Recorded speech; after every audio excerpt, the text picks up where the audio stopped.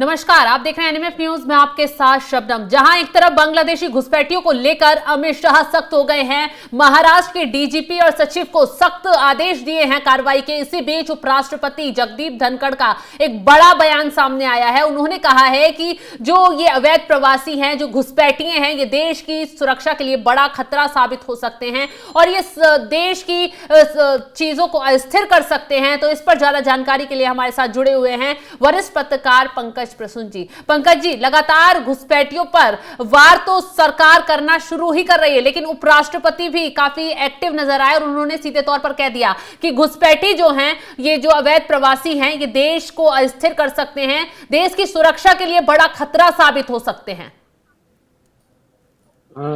देखिए, सिर्फ उपराष्ट्रपति ने नहीं, इस देश के राष्ट्रपति ने भी कहा है ये बात, प्रधानमंत्री ने भी कहा है, और सुप्रीम कोर्ट ने भी अपने ऑब्जर्वेशन में कहा है। सुप्रीम कोर्ट ने आई थिंक 2005 का वो वक्त था जब उन्होंने कहा था कि अगर इसी तरह बांग्लादेश की घुसपैठ होती रही तो एक दिन ग्रेटर बांग्लादेश की मांग उठ जाएगी और हमारे देश के कुछ हिस्सों को उस ग्रेटर बांग्लादेश में मिलाना पड़ जाएगा। जिस तरह की डेमोग्राफी बदल रही, और ये असम के संदर्भ में कहा गया था जहां तक मुझे याद। तो इस देश की सुप्रीम कोर्ट ने कहा, इससे पहले द्रौपदी मुर्मू जो राष्ट्रपति थी उन्होंने कहा है, प्रधानमंत्री तो बोलेंगे तो फिर बाकी लोग ये कहेंगे कि ये तो राजनीति का, क्योंकि यहाँ अवैध नागरिकों को लेकर भी पॉलिटिकल पार्टियां आपस में एक दूसरे पर इल्जाम लगा लेती हैं। लेकिन पंकज जी, सवाल ये है, देश मोदी सरकार इस पर चिंता जता रही है, कार्रवाई के आदेश भी दिए जा रहे हैं, महाराष्ट्र में अमित शाह ने आदेश दे दिया है, लेकिन सवाल ये है कि ये घुसपैठिया आखिर भारत में घुसपैठ कैसे कर लेते हैं इतनी आसानी से, और आसानी से आके अपना रोजगार भी चला रहे हैं, बहुत आसानी से हर काम कर रहे हैं। देखिए, मैं आपको आसान शब्द में बताता हूँ, ये एक दिन का घुसपैठ नहीं है। 1947 में जब देश आजाद हुआ तो बहुत सारे लोग जो बिहार के, उत्तर प्रदेश के थे, वो पाकिस्तान उधर नहीं गए, वेस्ट नहीं गए, ईस्ट पाकिस्तान की ओर चले गए, क्योंकि बगल में नजदीक था ये। तो एक तो उधर से हिंदू इधर आ गए, तो एक तो पहला माइग्रेशन वो हुआ। उसके बाद 1972 का जब बांग्लादेश आजाद हुआ, उससे पहले से लोग उधर से प्रताड़ित होते थे, भाग के आते थे, जिसमें से बांग्लादेशी हिंदू भी थे और मुसलमान भी थे, क्योंकि बंगाली स्पीकिंग पॉपुलेशन पे जो मौजूदा पाकिस्तान है, उर्दू स्पीकिंग वाले जुल्म कर रहे थे। अच्छा। यहाँ शरणार्थी के रूप में आए। वो उस वक्त जो इंदिरा गांधी के टाइम में बताया गया था कि 12 लाख शरणार्थी, बांग्लादेश शरणार्थी भारत में रह रहे थे कैंपों में। एक रिपोर्ट तो ये भी कहती है कि जब वहां से कुछ जो घुसपैठिए थे आए, उनके लिए दरवाजे खोल दिए गए, उन्हें सुविधाएं दी गई। नहीं, वो घुसपैठिए नहीं थे, वो शरणार्थी थे। देखिए, शरणार्थी और घुसपैठिए में अंतर होता है। 3 अलग अलग चीजें हैं, रिफ्यूजी, इन्फिल्ट्रेटर। शरणार्थी वैसे लोग हैं ना जिनके साथ सचमुच में जुल्म हुआ है वहां पे। अच्छा। और वहां मारा पीटा, उनके घर को जला दिया, वो आए हैं आपके देश में शरण लेने के लिए। और आपका देश शरण देता है नहीं देता है, एसाइलम, वो अलग चीज है। दूसरे लोग ऐसे हैं जो गैर कानूनी तरीके से एंटर कर जाते हैं। यहां जो सवाल है ना, वो गैर कानूनी तरीके से जो बदमाशी के रूप में एंटर किए हैं उन्हें घुसपैठिया कहिए। ऐसा थोड़ी कि जो चकमा शरणार्थी आए हैं वो घुसपैठिए हैं। बांग्लादेशी, हम लोग क्या करते हैं, सारे बांग्लादेशी जो यहाँ पे है सबको एक रंग में पेंट कर देते हैं। अब उस हिसाब से शेख हसीना या तस्लीमा नसरीन घुसपैठिया थोड़ी ना है वो। उन्होंने तो शरणार्थी, उन्होंने तो एसाइलम लिया है हमारे देश में। तो जो घुसपैठियां हैं वो मैं बता रहा हूं, अलग अलग रिपोर्टें में आज से 27 साल पहले ये कहा जा रहा था कि देश में करीब 1 करोड़ बांग्लादेशी ऐसे हैं जो अवैध रूप से रह रहे हैं। याद रखिए, अवैध रूप से जो रह रहे हैं सिर्फ उनको हटाना है। ऐसा नहीं कि जो बेचारे शरणार्थी आ गए उनको भी उसी रंग में रंग दिए। तो पंकज जी, सरकार के लिए इतना आसान होगा कि ये पता लगाना ये बांग्लादेशी घुसपैठिया है या नहीं? क्योंकि एक रिपोर्ट ये कहती है कि सबके पास तो आधार कार्ड मिल रहे हैं, पैन कार्ड मिल रहे हैं। कैसे आसान? कैसे आसान है मैं बताता हूँ। जो बंगाल के अंदर है उसको जो स्थानीय बंगाली है ना, वो आराम से पहचानते हैं, वो स्लैंग टोन अलग है। एक जो आप बंगाली से बात कीजिए तो बता देगा देखते के साथ कि ये उस पार वाला है, वहां उस पार बोलते हैं। तो लोकल प्रशासन के लिए वहां टफ नहीं है, लेकिन क्या करेगी लोकल प्रशासन ये काम? मुझे नहीं लगता। राजनीतिक कारण है और उन्हें लाला के भरा गया है, बसाया गया इसलिए ताकि एक वोट बैंक जनरेट हो। सबसे पहले लेफ्ट की सरकारों ने ये किया और उसके बाद तृणमूल सरकार ने इसे कंटिन्यू किया। और अब तो कई रास्ते बन गए ना, जब सरकार का सपोर्ट मिल जाता है ना, तो फिर अब आप पूछ रहे थे ना कैसे घुसे थे। जब नक्सलवाड़ी आंदोलन हुआ था और लेफ्ट की सरकार बनी थी तो बड़े पैमाने पर उस पार से लाके मुसलमानों को बसाया गया था यहाँ पे, ज्योति बसु के शासनकाल में। अच्छा। और हर कोई जानता है बंगाल के अंदर, और उन्हीं में से बहुत सारे लोग अब जो आ रहे हैं, मैं ये कह रहा हूं 2000 के बाद वो अलग तरीके से, बहुत सारी बाड़बंदी भी कहीं हुई है, थोड़ा सा स्ट्रिक्टनेस भी हुआ है, तो फ्लो में कम भी आया। जैसे अब त्रिपुरा जैसे राज्यों में, असम जैसे राज्यों में बहुत कड़ाई हुई है। लेकिन बंगाल की जो मुख्यमंत्री हैं ममता बनर्जी, वो तो ये कहती हैं कि बॉर्डर पर तो सेना तैनात है, कंट्रोल केंद्र के हाथों में, और यहाँ कोई घुसपैठ हो ही नहीं रही है, तो जानबूझकर परेशान करने की कोशिश है। नहीं, ये अब तो जांच शुरू हो गई ना। हाँ। हर जगह अब तो जैसे सबसे पहले महाराष्ट्र में सैफ अली खान पे हमले के बाद गृह मंत्रालय ने महाराष्ट्र सरकार को चिट्ठी लिखी है, वहां के डीजीपी को और वो चीफ सेक्रेटरी को, हाँ, मुख्य सचिव को, आप पहचान कीजिए। हाँ, आप पहचान कीजिए कि आपके यहाँ कौन कौन बांग्लादेशी में जिनके पास भी डॉक्यूमेंट्स नहीं है प्रॉपर, या जो अपना प्लेसेस ऑफ ओरिजिन नहीं बता सके, जैसे कि महाराष्ट्र में रह रहे हैं। और कुछ लोगों ने बताया कि हम मालदा से आए, तो मालदा में किस गांव से, या फिर आपका परिवार का आसपास का कौन लोग है वहां, कोई तो रहता होगा ना, एक्सटेंडेड फैमिली जो होते हैं। आप अकेले तो धरती पे जन्म लिए नहीं होंगे, तो वो नहीं बता पा रहे हैं, इसका मतलब कुछ गड़बड़ है। और तो ज्यादा जमीन के कागजात दिखाने का भी कुछ प्रावधान है कि जमीन के कागजात दिखाने होंगे जब जांच शुरू होगी? नहीं, वो तो बोल देंगे ना कि हम बेघर थे, हम लैंडलेस वर्कर थे। वो नहीं, कोई तो होगा, आप किसी तो गांव में जन्म लिया होगा आपने। कोई तो आपका होगा ना परिवार में, एक्सटेंडेड फैमिली में, कोई तो जानता होगा आपके दादा को, आपके नाना को, कोई तो होगा। अगर भारत में कोई नहीं जानता, इसका मतलब कि आप उधर से आए हो। आप जहां पे जन्म लिए हैं शबनम, वहां पे आपका कोई ना कोई फैमिली मेंबर्स तो होगा ना, एक्सटेंडेड फैमिली में। कोई तो आपके दादा, नाना, नानी किसी को जानता होगा कि किस गांव के थे, कहां के रहने वाले। तो जिसका कोई नहीं जानता, इसका मतलब समझिए कि वो कहीं से आया है। तो पिछली सरकारें क्यों ये घुसपैठ पर लगाम लगाने में नाकाम रही? क्योंकि ये तो देश के लिए बहुत बड़ा खतरा है। ये पिछली सरकारों में भी खतरा था और आज की सरकार में भी खतरा है। अच्छा, हर किसी को पता है कि ये वोट बैंक के लिए था। मुसलमान है, मुसलमान के नाम पे हमें वोट देंगे तो हम क्यों नहीं हटाए। और तो और है, आ जाओ, ताकि तुम्हारी संख्या जितनी होगी तो मुझे तो वोट मिलता रहेगा, मैं सत्ता में रहूंगा। मतलब वोट बैंक की राजनीति के लिए घुसपैठ करने दी गई, कोर्स करने दी गई। बंगाल में तो हर कोई जानता है कि कैसे घुसपैठियों को लाला के वहां बसाया गया। और अब वो सरदर्द हो गए, क्रिमिनल एक्टिविटीज में इन्वॉल्व हैं। या फिर मैं बताऊं, मैं तो असम में एक जगह, तिनसुकिया एक जगह है असम में, वहां तो लोकल मुसलमानों और बाहरी मुसलमानों में खूब झगड़ा हुआ मस्जिद में। वो वीडियो आप कभी देखिएगा। अच्छा। तो सबसे ज्यादा उन जो बाहर से मुसलमान आते हैं वो कहां आके बसेंगे? वो तो मुस्लिम मोहल्लों में ही रहेंगे ना। किसके रिसोर्स पे वो बंटवारा करेंगे? वो तो मुस्लिम मोहल्लों में जो यहाँ के लोकल मुसलमान हैं उनके जगह जमीन पे कब्जा करेंगे पहले।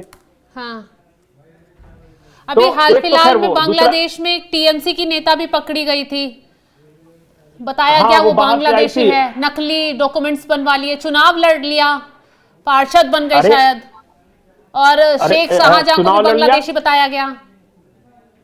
आप सोचिए, उत्तर प्रदेश में एक पाकिस्तान से आई महिला सरकारी टीचर बन गई और नौकरी कर रही थी। हाँ, अभी खुलासा हुआ है हाल फिलहाल में उसका। अभी खुलासा हुआ। इसी लखनऊ में, छोड़िए बहुत ज्यादा उत्तर प्रदेश तो नहीं, लखनऊ में मामला हो जाता है ना कि सरकारी नौकरी पा लेना, चुनाव जीत जाना और वो पेपर बनवा लेना, बिल्कुल ओरिजिनल पेपर बनवा लेना, तो ये तो वाकई कई सिस्टम के अंदर ही गड़बड़ है। और सोचिए कितना गंभीर मसला है। आप बताइए कि आज ट्रंप जब आए हैं तो वो कह रहे हैं ना कि हमारे यहाँ जो भी इलीगल माइग्रेंट्स हैं, चाहे मैक्सिको के हों या चाहे पाकिस्तान से बांग्लादेश आए, उन सबको हम बाहर निकालेंगे। तो इसके लिए किसी ट्रंप की जरूरत है क्या? उसी तरह भारत में है। जो आसपास के गरीब मुल्क हैं जहां पे खाने को वांदे हैं, कुछ नहीं मिलता, वो आ जाते हैं कमाने खाने के लिए और पैसे देके डॉक्यूमेंट्स बनवा लिया, कुछ भी कर लिया। लेकिन है तो देश के लिए अच्छा नहीं ना। हमारा देश है ना, धर्मशाला नहीं ना है कि कोई भी आके रात बिता रहे हो। हाँ। तो उन्हें तो डिपोर्ट करने का नियम है कि भाई अपने वापस अपने मुल्क भेज दिया जाए। आप किसी भी दूसरे देश में चले जाइएगा, अगर आप इलीगली ट्रंप जाते हैं ने तो तो आपको डिपोर्ट अमेरिका कर दिया की जाएगा। दक्षिण सीमा पर इमरजेंसी घोषित कर दी घुसपैठियों की वजह से। इसलिए मैंने एक सवाल पूछा था एक वीडियो में कि क्या भारत सरकार बांग्लादेश से लगी सीमाओं पर इमरजेंसी घोषित कर सकती है? क्या ये विल पावर है? लेकिन या जिस तरीके से सिर्फ अमित शाह चुनाव ने के कदम उठाए, आदेश दिया, उससे तो लग रहा है संभव कि कोई बड़ा कदम जल्दी उठाया जा सकता है। अरे कुछ नहीं, महाराष्ट्र में अभी सैफ अली खान पे हमला हुआ है, कुछ दिनों का ये है, फिर देखिएगा। मैं बार बार बोलता हूं कि कोई भी सरकार हो, कोई भी पॉलिटिकल पार्टी हो, विल पावर जिस दिन हो जाएगा ना कि मेरे यहाँ जो भी अवैध रूप से रह रहा है उसे मैं वापस भेज दूंगा, डिपोर्ट कर दूंगा, चाहे जो। अरे पहले तो ये भी समस्या थी कि शेख हसीना दोस्त है, वो क्या कहेंगी अगर उन्होंने एक्सेप्ट नहीं किया कि नहीं है हमारे नागरिक नहीं है, तो समस्या आएगी। अब तो यूनुस है, खुलेआम उठा उठा के फेंको सबको, वो जो करना है करता रहे। बोला कि हमारे देश में नहीं घुसने देंगे, जाओ। अब तुम म्यांमार से आए हो, रोहिंग्या हो, और यहाँ क्या है, धर्मशाला है कि दिल्ली बॉम्बे में कहीं आके बस गए और चोरी चकारी कर रहे हैं, प्लास्टिक के ड्राम बेचते चल रहे हैं। सबसे ज्यादा एक रिपोर्ट आई थी, उसमें सबसे ज्यादा हाउसमेड जो होती है ना, सबसे ज्यादा हैदराबाद में, मुंबई में, बेंगलोर में हाउसमेड में एक सर्वे किया गया, सब बांग्लादेशी। उनके पास कुछ नहीं होता ना, वो तो कुछ भी काम कर लेंगे, और कुछ नहीं होगा तो चोरी कर लेंगे। हाँ, वो घर का काम कर लेती हैं, कुछ पैसे मिल जाते हैं। अब भारत जैसा शांति वाला मुल्क है ना, यहाँ ना मार है ना काट है, यहाँ जीवन जी लेता है आदमी। कैसा भी आदमी आए, कहीं से भी आए, इतने बड़े भीड़ में आप खो जाओगे। बहुत बार लोग पूछेंगे मैंने कि आप कहाँ से आए हो, भाई मेरे यहाँ काम करना है, कितना पैसे लोगी, बस इससे मतलब रहता है।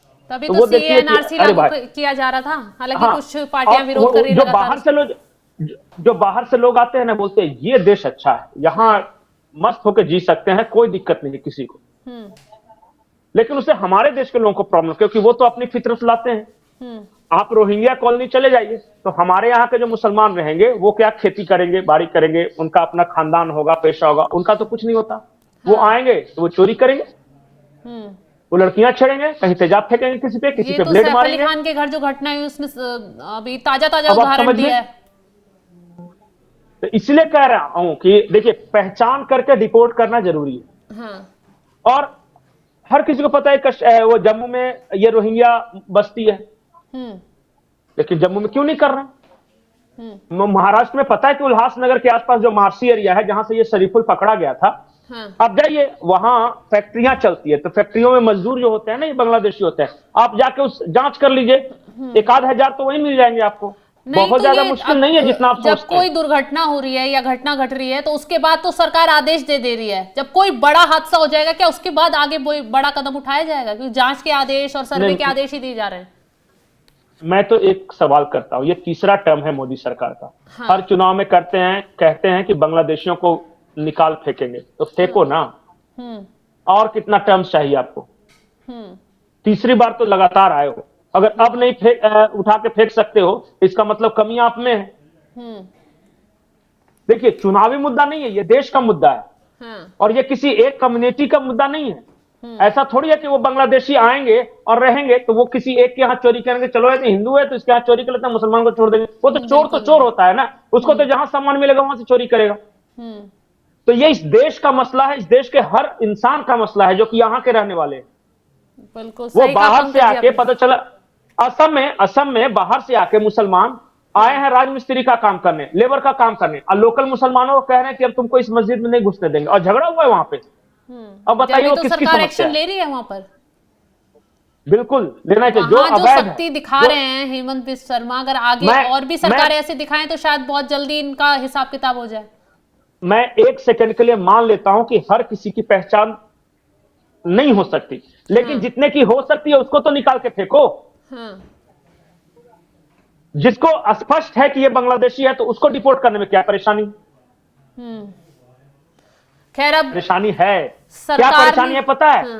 फिर कोई आके शाहीन बाग में कहेगा कि देखो मुसलमानों को भगाने के लिए डिपोर्टेशन कैंप लगाएंगे और हिटलर की तरह ये लगाएंगे, सब बैठ जाओ सड़कों पे। अच्छा बताइए, सीए एनआरसी यहाँ के मुसलमानों से कोई मतलब था क्या? नहीं, बिल्कुल नहीं। उनको तो कोई हर्ज नहीं था। तो फिर वो इस्लामी एकता के नाम पे इंशाल्लाह करते हुए क्यों बैठे हुए थे? पॉलिटिकल अफवाह गैंग भी तो एक्टिव हो जाती है ना। बिल्कुल बिल्कुल। हमने हाल फिलहाल में एक और वीडियो कई किया था लोगों को जिसमें सोनिया गांधी खुद मंच से खड़े होकर ऐलान कर रही थी कि सड़कों पे उतरना होगा, अरे आपको अपने हक में आवाज उठानी होगी, और उसी के अगले हाँ, दिन और दंगे वो भड़क जिस गए दिन थे। और जिस दिन ट्रंप यहाँ लैंड करेंगे उसी दिन उतरना होगा। हाँ, तो उसके हाँ, बाद तो कोई दंगे भड़क सोरोस गए थे, अंकल से और उसमें सोरोस भी अंकल ने दिए होंगे पैसे। ये घुसपैठियों का एंगल सामने आ गया था। उमर खालिद ने बिल्कुल कैसे बिल्कुल। बांग्लादेशी घुसपैठियों को इकट्ठा किया। नहीं, वो तो संगम विहार गया था ना उसका फादर, हाँ, और वहां से गाड़ियां भर भर के लाया था ना। जाफराबाद कौन है भेजे वो गए थे जिनको लोग। लाया था? हाँ, हाँ, वहां जाके पता कीजिए कि किनको लाया गया था। वो सब यहाँ के रईस थे क्या? सब हाँ, जमींदार लोग थे? कुछ नहीं, ये सब बाहरी घुसपैठिए थे। खाने को वांदे पड़े थे, 500-500 रुपया एक पैकेट दूंगा खाने का, और कुछ 500 रुपए दूंगा, चलो क्या करना है तो हंगामा करना है, पत्थर फेंकना है, उनको किया जाता है। बिल्कुल पंकज जी, तमाम जानकारी देने के लिए बहुत बहुत शुक्रिया। तो जिस तरीके से घुसपैठ लगातार भारत में बढ़ रही है, चिंता का विषय बन गया है, ये कहना है उपराष्ट्रपति जगदीप धनखड़ का। हालांकि राष्ट्रपति भी इस मामले पर चिंता जता चुकी हैं, और अब गृह मंत्रालय की तरफ से बड़ा एक्शन लेते हुए महाराष्ट्र के डीजीपी से निर्देश दिए गए हैं कि घुसपैठियों के खिलाफ सख्त से सख्त कार्रवाई की जाए और जांच पड़ताल आगे की जाए। अब देखना यह होगा कि कब घुसपैठियों के खिलाफ बड़ा कदम पूरे देश में उठाया जाता है। फिलहाल तमाम जानकारी के लिए आप बने रहें हमारे साथ। नमस्कार।